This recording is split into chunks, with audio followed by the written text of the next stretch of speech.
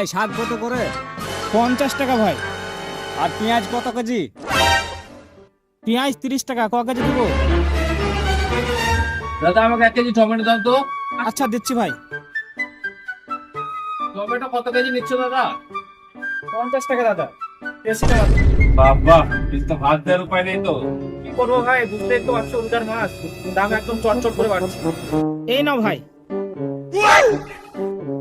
এই দেখো ভাই। ভাই কপি কত করে? কপি 30 টাকা ভাই।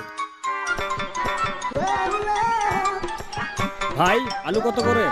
আলু আলু কম করে দিচ্ছি দাদা, 150 টাকা পাল্লা। ও ভাই আলু নিলে টাকা দাও। ওই তোমার আলু নিনি তো। ওই তো নিচে থেকে দুটো আলু কুড়ালে। দুটো আলুর দাম জানো কত? না ভাই তোমার আলু লাই ভাই, তোমার আলু দাম শুনে আমার বিচি খুলি পড়ে গেছিল, আমি সেটাই কুড়ালাম।